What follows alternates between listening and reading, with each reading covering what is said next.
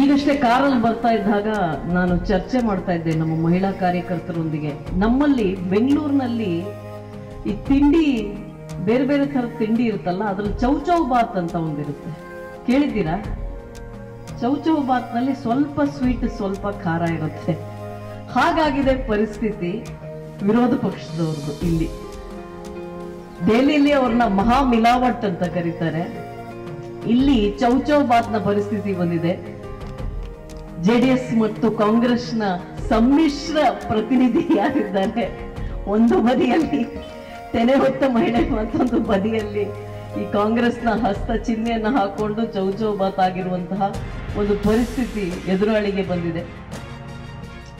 ನಮ್ಮದು ಬಹಳ ದಿಟ್ಟತನದ ಮತ್ತು ಹೆಮ್ಮೆಯ ನಾಯಕತ್ವ. ಅದು ಕೇಂದ್ರದ ನರೇಂದ್ರ ಮೋದಿಜಿ ಇರಬಹುದು, ಈ ಭಾಗದ ಸಂಸದೆ ಆಗಿರುವಂತಹ ನಮ್ಮ ಭಾರತೀಯ ಜನತಾ ಪಕ್ಷದ ರಾಜ್ಯದ ಪ್ರಧಾನ ಕಾರ್ಯದರ್ಶಿ ಮತ್ತು ಹಿರಿಯ ನಾಯಕಿಯಾಗಿರುವಂತಹ ಶೋಭಾ ಕರಂದ್ಲಾಜೆ ಅವರದಿರಬಹುದು. ನಮ್ಮದು ನಿಲುವು ದಿಟ್ಟ ಮತ್ತು ಅತ್ಯಂತ ಪಾರದರ್ಶಕವಾದ ಸರ್ಕಾರವನ್ನ ನೀಡಿರುವಂತಹ ಹೆಗ್ಗಳಿಕೆಯ ಮೋದಿ ಅವರನ್ನ ಮತ್ತೊಮ್ಮೆ ಆಯ್ಕೆ ಮಾಡಿ ನಮ್ಮ ದೇಶದ ಪ್ರಧಾನಿಯನ್ನಾಗಿ ಮಾಡಿ ಅಂತ ಕೇಳೋದಕ್ಕೆ ಯಾವುದೇ ಅಂಜಿಕೆ ಹಿಂಜರಿಕೆ ಯಾವುದೂ ಇಲ್ಲದಂತೆ ಅವರು 5 ವರ್ಷಗಳ ಕಾಲ ಯಾವುದೇ ಭ್ರಷ್ಟಾಚಾರವಿಲ್ಲದ ಅತ್ಯಂತ ಪರಿಶುದ್ಧವಾದ ಒಂದು ಆಡಳಿತವನ್ನ ನೀಡಿದ್ದಾರೆ. 2013ರ ಪರಿಸ್ಥಿತಿ ಎಲ್ರಿಗೂ ನೆನಪಿರುತ್ತೆ ಅಂತ ಅಂದ್ಕೋತೀನಿ. ಭ್ರಷ್ಟಾಚಾರದ ಕೂಪವಾಗಿತ್ತು ಭಾರತ. ಆಗಿನ UPA ಸರ್ಕಾರ ಭೂಮಿಯಿಂದ ಗಗನದವರೆಗೆ ಕಲ್ಲಿದ್ದಲು ಹಗರಣ ಇರಬಹುದು, ಆಕಾಶದಲ್ಲಿ ಅಗಸ್ಟಾ ವೆಸ್ಟ್ಲ್ಯಾಂಡ್ ಹಗರಣ ಇರಬಹುದು, ಹೀಗೆ ಸುಮಾರು 3 ಹಗರಣಗಳಲ್ಲಿ ಸಿಲುಕಿ ಒಟ್ಟು ದೇಶವನ್ನ ಲೂಟಿ ಮಾಡ್ತಾ ಇದ್ದಂತಹ UPA ಸರ್ಕಾರ ಸಂಪೂರ್ಣ ಆರ್ಥಿಕವಾಗಿ ಭಾರತವನ್ನ ಕುಗ್ಗಿಸಿತ್ತು. ಹಣದುಬ್ಬರ ಜಾಸ್ತಿ ಆಗಿತ್ತು, ಬೆಲೆಗಳೆಲ್ಲ ಜಾಸ್ತಿ ಆಗಿದ್ವು, ಭಾರತದ ಅಭಿವೃದ್ಧಿ ಕುಂಠಿತವಾಗಿತ್ತು.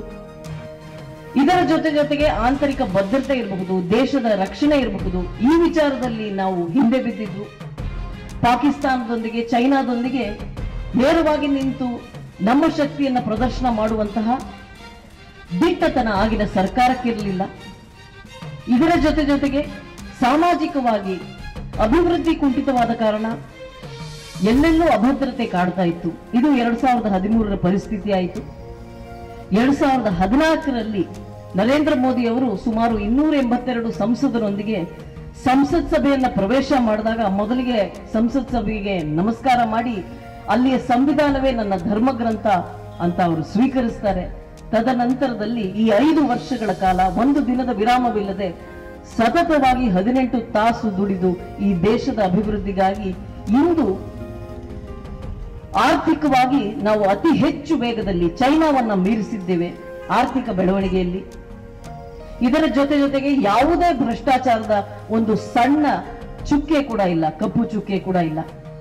ಇದರ ಜೊತೆಗೆ ನೇರವಾಗಿ ಜನರನ್ನ ತಲುಪುವಂತಹ ಸುಮಾರು 146 ಯೋಜನೆಗಳು, ಮಹಿಳೆಯರಿರಬಹುದು, ಪುರುಷರಿರಬಹುದು, ಯುವಕರಿರಬಹುದು, ರೈತರಿರಬಹುದು, ಕಾರ್ಮಿಕರಿರಬಹುದು, ಜಾತಿ ಮತ ಭೇದವಿಲ್ಲದೆ ಎಲ್ಲರನ್ನ ತಲುಪುವಂತಹ ಸಬ್ಕಾ ಸಾಥ್ ಸಬ್ಕಾ ವಿಕಾಸ್, ಎಲ್ಲರ ಏಳಿಗೆಗಾಗಿ ಎಲ್ಲರನ್ನೊಳಗೊಂಡ ಎಲ್ಲರ ಏಳಿಗೆ, ಈ ರೀತಿಯ ಒಂದು ಘೋಷಣೆಯನ್ನ ಮಾಡಿಕೊಂಡು ಈ ರೀತಿಯ ಒಂದು ಸಂಕಲ್ಪವನ್ನ ಮಾಡಿಕೊಂಡು ಇವತ್ತು ನರೇಂದ್ರ ಮೋದಿ ಅವರು 5 ವರ್ಷಗಳ ನಂತರ ಆವತ್ತು ಹೇಳಿದಂತಹ ತನ್ನ ಮಾತನ್ನ ಪೂರೈಸಿ ಆವತ್ತು ನಾನು ಮತ್ತೊಮ್ಮೆ ನಿಮ್ಮ ಮುಂದೆ ಬರುವಾಗ ನನ್ನ ರಿಪೋರ್ಟ್ ಕಾರ್ಡ್ನೊಂದಿಗೆ ಬರ್ತೀನಿ, ನಿಮಗೆ ನಾನು ಮತ್ತೆ ಬೇಕು ಅಂತ ಅನ್ಸಿದ್ರೆ ನನ್ನನ್ನು ಚುನಾಯಿಸ್ರಿ ಅಂತ ಆವತ್ತು ಹೇಳಿದ್ದು ಇವತ್ತು ನಮ್ಮೆಲ್ಲರ ಮುಂದೆ ಇದೆ. ಅವರೂ ರಿಪೋರ್ಟ್ ಕಾರ್ಡ್ ಹಿಡಿದು ಬಂದಿದ್ದಾರೆ, ನಿಮ್ಮ ಸಂಸದೆಯೂ ರಿಪೋರ್ಟ್ ಕಾರ್ಡ್ ಹಿಡಿದು ಬಂದಿದ್ದಾರೆ. ಎದುರಾಳಿ ಏನು ತಂದಿದ್ದಾರೆ ಅಂತ ನಾವು ಕೇಳಬೇಕಾಗಿದೆ. ಅವ್ರ ಸಾಧನೆ ಏನೋ, ಅವರು ಮಾಡಿರೋದೇನೋ, ಇದೆಲ್ಲವನ್ನ ಅವರು ವಿವರಿಸಬೇಕಲ್ವಾ? ಬರೀ ಚೌಚೌಬಾತ್ ಶಾಲ್ ಹಾಕೊಂಡ್ರೆ ಆಯ್ತಾ? ನರೇಂದ್ರ ಮೋದಿ ಅವರು ಈ ದೇಶಕ್ಕೆ ಬೇಕಾಗಿರುವಂತಹ ಆರ್ಥಿಕ ಪ್ರಗತಿಯ ವೇಗವನ್ನ ನಿರ್ಮಿಸಿದ್ದಾರೆ, ಭ್ರಷ್ಟಾಚಾರ ರಹಿತ ಸರ್ಕಾರವನ್ನ ಕೊಟ್ಟಿದ್ದಾರೆ. ಪಾಕಿಸ್ತಾನದೊಂದಿಗೆ ಹೋರಾಟ ಮಾಡುವಾಗ, ಭಯೋತ್ಪಾದನೆಯೊಂದಿಗೆ ಹೋರಾಟ ಮಾಡುವಾಗ ದಿಟ್ಟತನದ ತಮ್ಮ ನಿಲುವನ್ನ ತೋರಿಸಿದ್ದಾರೆ. ಇತ್ತೀಚಿನ ಬಾಲಾಕೋಟ್ ಪ್ರಕರಣ ಪ್ರಾಯಶಃ ಎಲ್ಲರ ಮನಸ್ಸಿನಲ್ಲಿ ಅಷ್ಟೇ ಹಸನಾಗಿದೆ. ಪುಲ್ವಾಮಾದಲ್ಲಿ 44 ಜನ ಯೋಧರು ಮಡಿದಾಗ ಮುಂದೇನು ಮಾಡಬಹುದು ಭಾರತದ ಈ ಆಡಳಿತ, ನರೇಂದ್ರ ಮೋದಿಜಿ ಏನು ಮಾಡಬಹುದು ಅಂತ ಎಲ್ಲರೂ ಯೋಚನೆ ಮಾಡ್ತಾ ಇದ್ದಾಗ ಅಮೆರಿಕಾದ 9/11 ಏನಿದೆ, ವರ್ಲ್ಡ್ ಟ್ರೇಡ್ ಸೆಂಟರ್ ಮೇಲೆ ಒಸಾಮಾ ಬಿನ್ ಲ್ಯಾಡನ್ ಅಟ್ಯಾಕ್ ಮಾಡಿ ನಂತರದ 11 ವರ್ಷಗಳಾಯ್ತು ಒಸಾಮಾ ಬಿನ್ ಲ್ಯಾಡನ್ನ ಹಿಡಿಯೋಕೆ ಅಮೆರಿಕಾಗೆ. ಆದರೆ ಪುಲ್ವಾಮಾ ನಡೆದ 11ನೇ ದಿವಸ ಬಾಲಾಕೋಟ್ನಲ್ಲಿ ಸರ್ಜಿಕಲ್ ಸ್ಟ್ರೈಕ್ ಆಗುತ್ತೆ. ಸಾಮಾನ್ಯವಾಗಿ ನಮ್ಮಲ್ಲಿ 11ನೇ ದಿವಸ ತಿಥಿ ಮಾಡ್ತಾರೆ, ಅಂತಹ ಒಂದು ಸಂಹಾರದ ತಿಥಿ ಆಯ್ತು ಬಾಲಾಕೋಟ್ನಲ್ಲಿ. ಪಾಕಿಸ್ತಾನದೊಳಗೆ ನುಗ್ಗಿ ಅಲ್ಲಿಯ ಭಯೋತ್ಪಾದನೆಯ ತರಬೇತಿ ಕೇಂದ್ರಗಳೇನಿದ್ವು ಅವುಗಳನ್ನ ಧ್ವಂಸ ಮಾಡಿ ನಮ್ಮ ವಾಯುಸೇನೆ ಹಿಂತಿರುಗಿತು. ನಮ್ಮೆಲ್ಲರಿಗೆ ಬಹಳ ಹೆಮ್ಮೆಯ ಕ್ಷಣ ಅದು. ಅಂತಹ ಸರ್ಜಿಕಲ್ ಸ್ಟ್ರೈಕ್ ಹಿಂದೆ ಉರಿಯಲ್ಲೂ ಆಗಿತ್ತು. ಹೀಗೆ ಒಂದು ರೀತಿಯ ಒಟ್ಟು ವಿಶ್ವದಲ್ಲಿ ಭಾರತ ನಮ್ಮನ್ನ ನೋಡುವಂತಹ ವಾತಾವರಣವನ್ನ ನಿರ್ಮಿಸಿರುವಂತಹ ನರೇಂದ್ರ ಮೋದಿಜಿ, ವಿಶ್ವದ ಎಲ್ಲ ದೇಶಗಳು ಇಂತಹ ಒಂದು ಸ್ಟ್ರೈಕ್ ನ ಮಾಡಿದಾಗ ಹಿಂದೆ ಎಲ್ಲ ನಮಗೆ ಛೀಮಾರಿ ಹಾಕ್ತಾ ಇದ್ರು, ಭಾರತಕ್ಕೆ ಹಾಗೆ ಮಾಡುವ ಅಧಿಕಾರವಿಲ್ಲ ಅಂತ ಛೀಮಾರಿ ಹಾಕ್ತಾ ಇದ್ರು. ಆದ್ರೆ ಈ ಬಾರಿ ಬಾಲಾಕೋಟ್ ಸ್ಟ್ರೈಕ್ ಆದಾಗ ಅಮೆರಿಕ ನಮ್ಮ ಬೆಂಬಲಕ್ಕೆ ಬಂದು ನಿಲ್ಲುತ್ತೆ, ಚೈನಾ ಭೇಷ್ ಅನ್ನತ್ತೆ, ರಷ್ಯಾ ಭೇಷ್ ಅನ್ನತ್ತೆ. ಇಂತಹ ಒಂದು ವಿಶ್ವದ ವಿಶ್ವಾಸವನ್ನ ಗಳಿಸಿರುವಂತಹ ಪ್ರಧಾನಮಂತ್ರಿ ನಮ್ಮ ಮುಂದೆ ಇದ್ದಾರೆ. ಅವರು ಮತ್ತೆ ಆಯ್ಕೆಯಾಗಿ ಬರಬೇಕು ಅನ್ನೋದು ನಿಮ್ಮೆಲ್ಲರ ಸಂಕಲ್ಪವಾಗಬೇಕು ಅನ್ನೋದು ನನ್ನ ಕಳಕಳಿ ಮನವಿ. ಮೋದಿಜಿ ಇಲ್ಲ ಅಂದ್ರೆ ಯಾರು? ಇದೇ ಚೌಚೌ ಬಾತೆ. ಯೋಚನೆ ಮಾಡಿ, ಬರೀ ಈ ಭಾಗಕ್ಕಲ್ಲ, ಇಡೀ ದೇಶಕ್ಕೆ ಯಾರು ಆಪೋಸಿಷನ್ ಅಂದ್ರೆ ಚೌಚೌ ಬಾತ್. ಮೋದಿ ಎಲ್ಲ ಅಂದ್ರೆ ಯಾರು ಪ್ರಧಾನಿ? ರಾಹುಲ್ ಗಾಂಧಿಯ, ಚಂದ್ರಬಾಬು ನಾಯ್ಡುನ, ಮಮತಾ ಬ್ಯಾನರ್ಜಿನ, ಮಾಯಾವತಿನ ನಾವು ಯೋಚನೆ ಮಾಡಬೇಕು, ಅಥವಾ MK ಸ್ಟ್ಯಾಲಿನ್ನ? ಯಾರು? ಇಂತಹ ಒಂದು ಚೌಚೌಬಾತಿನ ಸರ್ಕಾರ ಬಂದಾಗ ಕರ್ನಾಟಕದ ಪರಿಸ್ಥಿತಿ ಏನಾಗಿದೆ? ಈ 9 ತಿಂಗಳಲ್ಲಿ ಕರ್ನಾಟಕ ಆರ್ಥಿಕವಾಗಿ ಎಲ್ಲ ಬಗೆಯಲ್ಲಿ ಎಷ್ಟು, ಕರ್ನಾಟಕದ ಆಡಳಿತ ಎಷ್ಟು ನಿಷ್ಕ್ರಿಯವಾಗಿದೆ ಅನ್ನೋದು ನಮ್ಮ ಮುಂದೆ ಇದೆ ಚೌಚೌಬಾತ್ನ ಸರ್ಕಾರ ಬಂದಾಗ. ಹಾಗಾಗಿ ಒಂದು ನೇರವಾದ, ದಿಟ್ಟವಾದ, ಪಾರದರ್ಶಕ ಮನಸ್ಥಿತಿ ಹೊಂದಿರುವಂತಹ ನರೇಂದ್ರ ಮೋದಿಜಿ ಅವರಿಗೆ ಮತ್ತೊಮ್ಮೆ ನಾವೆಲ್ಲರೂ ಮತ ಚಲಾವಣೆ ಮಾಡೋದ್ರ ಮೂಲಕ, ಕಮಲಕ್ಕೆ ಮತ ಚಲಾವಣೆ ಮಾಡೋದ್ರ ಮೂಲಕ ಅವರ ಕೈಯನ್ನು ಬಲಪಡಿಸಬೇಕು. ನೇರವಾಗಿ ಮೋದಿಜಿಗೆ ನಾವು ಮತ ಹಾಕೋಕ್ಕಾಗಲ್ಲ. ನಮ್ಮ ಮುಖ್ಯಮಂತ್ರಿಗಳು ಹೇಳ್ತಾರೆ, ರಸ್ತೆ ಬದಿಯಲ್ಲಿ ನಿಂತ್ಕೊಂಡು ಮೋದಿ ಮೋದಿ ಅಂತ ಕಿರ್ಚಿದ್ರೆ ಮೋದಿ ಗೆಲ್ತಾರಾ?